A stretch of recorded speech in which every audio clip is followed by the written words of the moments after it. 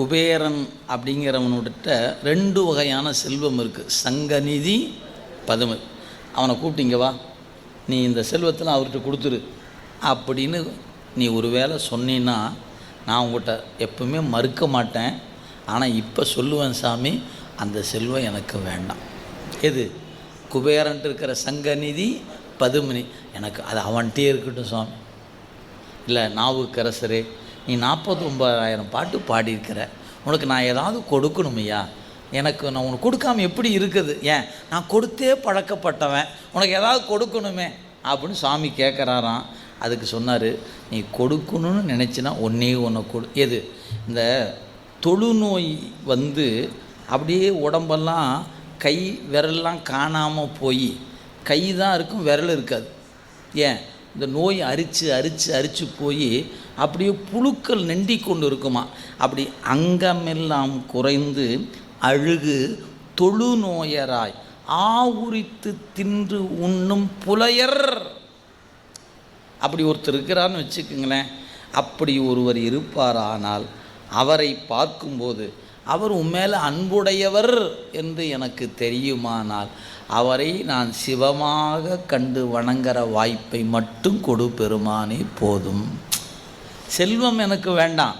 நோய்வாய்ப்பட்டு அருவருக்கத்தக்கக்கூடிய உடலை பெற்றவராக இருந்தாலும் அவர் உனக்கு அன்பர் என்பது அறியப்படுவாராயின் அவர் எனக்கு கடவுள் என்ற நிலையில் வணங்குற வாய்ப்பை எனக்கு கொடு, அது போதும். அப்படியே அன்பின் உச்சத்தில் நின்று கேட்கிறாருங்க. பாட்டை பாருங்கள். சங்கநிதி பதுமநிதி 2 தந்து தரணியோடு வான் ஆல தருவரேனும் மங்குவார் அவர் செல்வம் மதிப்போமல்லோ. வேண்டாமையா? தூக்கி போடு, எனக்கு அது வேண்டாம். மாதேவா என்று சொல்ல சங்கம் அந்த சொல்ல மாதேவர்க்கு ஏகாந்தராகி சொல்ல அந்த செல்வத்தை மதிப்போமல்லோம். மாதேவர்க்கு ஏகாந்தர் அல்லாராகில் அங்கமெல்லாம் குறைந்து அழுகு தோலு நோயராய் ஆவுரித்து தின்றுண்ணும் புலையரேனும் கங்கைவார் சடை கறந்தார்க்கு அன்பராகில் அவர் கண்டீர் நாம் வணங்கும் கடவுளாரே. நான் வணங்குற கடவுள் யார் தெரியுமாயா? நோயில் அருவருக்கத்தக்க உடம்பை பெற்றிருக்கிற ஒருவர் என் பெருமானுக்கு அன்பர் என்றால் அவர் நாம் வணங்கும் கடவுள் என்று.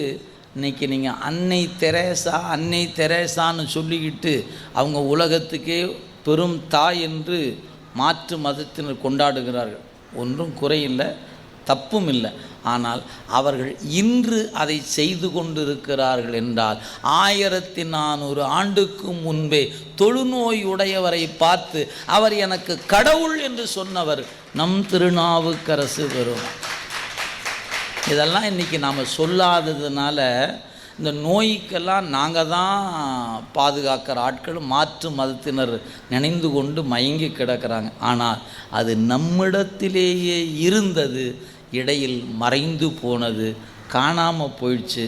அதனால் கருணைனா நாங்கள் தான் கருணை நினச்சிட்ருக்குறாங்க. இல்லை, உலகத்துக்கு கருணையை எடுத்து சொல்லியது சைவம் என்பது இந்த பாடல் நமக்கு உணர்த்துகிறது. என்ன பண்ணுறது?